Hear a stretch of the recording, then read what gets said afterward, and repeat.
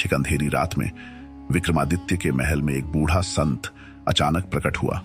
उसकी आंखों में एक अजीब सी चमक थी और वह रहस्यमयी ढंग से मुस्कुरा रहा था। राजा विक्रमादित्य ने संत का स्वागत किया, लेकिन संत ने सीधा कहा, महाराज, यह केवल मेरे छद्म रूप में तुम्हारे सामने हूं। असली स्वरूप देखना है तो मेरे साथ आना पड़ेगा। विक्रमादित्य ने शांत स्वर में पूछा, तुम कौन हो और यहां क्यों आए हो? संत की हंसी महल की दीवारों से टकराते हुए गूंज उठी। मुझे केवल तांत्रिक कह सकते हो। मैं तुम्हारी शक्ति की सच्चाई जानने आया हूं, लेकिन क्या तुम मेरे मायाजाल से पार पा सकते हो? इस पर विक्रमादित्य ने हंसते हुए उत्तर दिया, तुम्हारे जादू के पीछे छुपी सच्चाई को समझने की कोशिश तो जरूर करूंगा। तांत्रिक ने एक काला धागा विक्रमादित्य को पकड़ाया और कहा, इस धागे को पकड़ते ही तुम मेरी दुनिया में पहुंच जाओगे। यदि तुम वहां से वापस लौटे तो तुम सच में महान राजा हो। विक्रमादित्य ने धागा पकड़ा और अचानक चारों ओर एक घना अंधकार छा गया। अगले पल विक्रमादित्य ने खुद को एक अनजाने जंगल में पाया।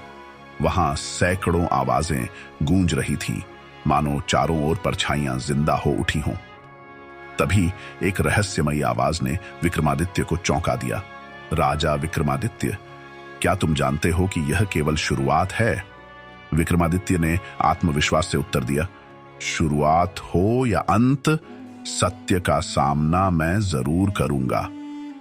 पर तभी जंगल में से एक परछाई विक्रमादित्य की ओर बढ़ी और ठहाके लगाते हुए बोली, राजा, क्या तुम इस जंगल से बाहर निकलने का रास्ता जानते हो, या मेरी शक्तियां तुम्हें भी यहीं बंद कर देंगी? विक्रमादित्य ने उस परछाई की ओर नजरें उठाईं, जो धीरे धीरे घने कोहरे से बाहर निकल रही थी। उसकी आकृति धुंधली और डरावनी थी और उसकी हंसी का शोर पूरे जंगल में गूंज रहा था। विक्रमादित्य ने अपने आप को संयमित करते हुए कहा, जो भी हो, इस रास्ते को समझकर ही वापस लौटूंगा। परछाई ने धीरे से कहा, अच्छा, तो चलो देखते हैं तुम्हारी ताकत और बुद्धिमानी कितनी है। इस जंगल से बाहर निकलने के लिए तुम्हें 3 सवालों के जवाब देने होंगे। अगर एक भी गलत जवाब दिया तो तुम हमेशा के लिए इसी जंगल में खो जाओगे। विक्रमादित्य ने आंखें बंद कर अपनी आत्मशक्ति को मजबूत किया और फिर बोला, पूछो, मैं तैयार हूं। परछाई ने अपना पहला सवाल पूछा, वह क्या है जो हमेशा चलता है, कभी रुकता नहीं, पर किसी को दिखाई नहीं देता? विक्रमादित्य ने थोड़ी देर सोचकर उत्तर दिया, वह समय है जो चलता तो रहता है पर किसी की पकड़ में नहीं आता। परछाई थोड़ी चौंकी, लेकिन उसने मुस्कुराते हुए कहा, ठीक है, चलो दूसरा सवाल सुनो। उसकी आवाज में अब एक गंभीरता आ चुकी थी। दूसरा सवाल था, ऐसी कौन सी चीज है जो जितनी ज्यादा होगी इंसान उतना ही ज्यादा खो जाता है?